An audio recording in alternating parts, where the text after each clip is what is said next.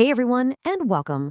Today, we are diving deep into something huge happening in India's fight against climate change. We're talking about the brand new Indian carbon market. Honestly, this is a total game changer. And if you're prepping for exams, you're going to want to pay close attention. So let's get right to it. The big challenge for India has always been this. How do we meet our massive international climate promises?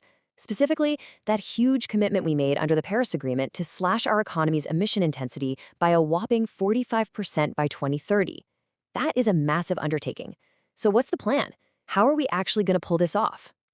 Well, the answer is right here. The Indian Carbon Market, or the ICM for short. This is the government's big play. It's a market-based system, and the whole idea is to finally put a real price on carbon pollution and, give our biggest industries a powerful reason to clean up their act. Okay, so here's our game plan for today. First, we'll see how this new system grew out of an older one. Then we're going to get into the new legally binding rules. After that, we'll break down how this comply and trade market actually works, and we'll pinpoint which key industries are on the hook. And of course, we'll wrap it all up with the most critical takeaways for your exams. All right, let's jump in. So first things first, let's talk about where this all came from. You see, this system didn't just appear overnight. It's actually a major evolution from an older program, and it really signals a massive shift in how India is tackling climate change. Okay, this slide is super important because it shows the before and after. The old system, the Peach scheme, was really focused on just one thing: energy efficiency. It was all about measuring how much energy a factory used and rewarding them with these things called energy-saving certificates if they save power. But the new system, the Carbon Credit Trading Scheme, or CCTS, is way more direct.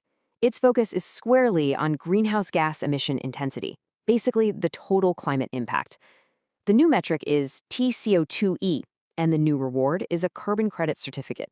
So the big takeaway here, we've moved from just saving energy to directly tackling the root cause, greenhouse gas emissions. And this new focus isn't just some friendly suggestion. Oh no, it's now the law of the land, which brings us to the legal backbone of the entire Indian carbon market. Okay, for all you exam takers out there, get your highlighters ready. You need to know this name and date. The Greenhouse Gases Emission Intensity Target Rules, 2025, were made official on October 8, 2025, and this is what gives the whole system its teeth. It's not optional anymore. So what in the world is this Greenhouse Gas Emission Intensity, or GEI, they keep talking about? It's actually a pretty simple idea. It's the amount of greenhouse gas pollution created for every single unit of product a factory makes.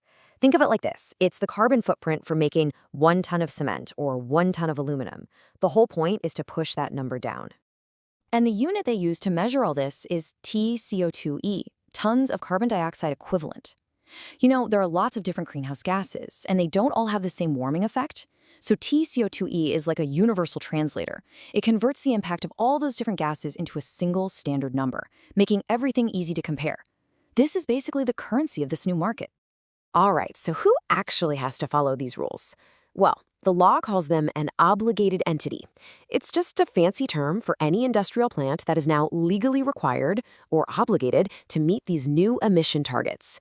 Basically, we're talking about the big industrial players who are now on the hook. Okay, so we've got the what, the who, and the why. Now for the really interesting part. How does this market actually work? It's a system called comply and trade. It's basically a 5-step loop. Let's walk through it. Step 1, the government hands you a specific emission target. Step 2, they measure your actual performance. Now, here's where the market kicks in. If you do better than your target, great job! You earn these tradable carbon credit certificates. But if you miss your target, you've got to go out and buy those very certificates from someone who did better. And if you just don't, well, step 5 is where the hammer comes down. Big financial penalties. And believe me, they are not kidding around with these penalties. The rule says it right here. The Central Pollution Control Board will hit you with an environmental compensation fine. And the amount? It's equal to double the average trading price of a carbon credit certificate. So yeah, there's a massive financial incentive to comply. So who's first in line for this new system? Well, the government is starting with some of the heaviest hitters, the industrial backbone of the country, and they're now on a legally binding path to clean up their emissions. Okay, here's a great little mnemonic for your exams. Just remember the letters A, C, P, C. This first phase covers 4 key sectors. A is for aluminum, C is for cement, P is for pulp and paper, and that second C is for chlor-alkali. ACPC, these are the four sectors kicking things off. And just how many factories are we talking about here? The initial rollout covers exactly 282 industrial units. That number, 282, that's another one of those key facts you'll want to remember. These are the very first obligated entities. All right, let's make this less abstract. Here are some real-world examples pulled straight from the official notice. Take a look at Vedanta's aluminum plant. They're starting at an emission intensity of about 13.8, and they have to get that down to 13.2. That's a real, measurable drop of over 4%. Or check out Grassum. They need to cut their emissions intensity by more than 7%. So you see, these aren't just vague goals. They are super specific, legally binding targets for each and every plant. Phew. Okay, we have covered a ton of ground. So let's boil it all down to the absolute must-know points, the stuff you've got to have locked down for your exams. All right, let's do a rapid-fire recap. Here's what you absolutely need to know. First, the new policy is the Carbon Credit Trading Scheme, or CCTS, and it replaces the old PAT scheme. It's all made legally binding by the GEI target rules of 2025. The whole goal? Create the Indian carbon market and help us hit that Paris Agreement target.